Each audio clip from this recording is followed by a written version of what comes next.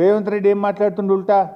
ఒకవైపేమో లోకేష్ మేము బనకచెర్ల కట్టి తీరుతాం, ఎవడు అడ్డొస్తాడో రండి, ఎవడు అడ్డొచ్చినా మేము అనుమతులు తెస్తాం అని ఒకవైపు లోకేష్ మాట్లాడుతుండు.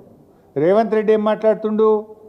అసలు వాళ్ళు బనకచెర్ల కడతామంటే కదా నేను అడ్డు చెప్పేది అంటుండు.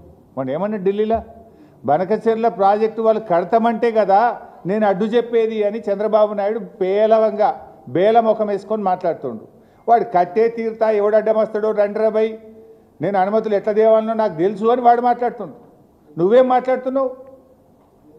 రేవంత్ రెడ్డి వాడు అడ్డమే చెప్తలేడు, ఎజెండాలో లేదని ఒక అబద్ధం మాట్లాడు. వాళ్ళు కడతామంటే కదా నేను అడ్డు చెప్పేది అని ఇంకొక వైపు మాట్లాడతాడు. అంటే ఈ మాటల్ని చూస్తూ ఉంటే రేవంత్ రెడ్డి ఆల్రెడీ సెటిల్ అయిపోయిండు. గురుదక్షిణ చెల్లించుకునే పనిలో ఇవాళ రేవంత్ రెడ్డి ఉన్నట్టుగా మాకు అర్థమవుతా ఉంది. లోకేష్ ఏ ధైర్యంతో ఇలా బనకచెర్లపై బరి తెగించి మాట్లాడుతూ ఉన్నారు అంటే ముఖ్యమంత్రి రేవంత్ రెడ్డితో పాటు కాంగ్రెస్ బీజేపీ పార్టీలు డూడు బసవన్నలుగా తలూపడం వల్లనే అంత ధైర్యంగా మాట్లాడుతున్నారు.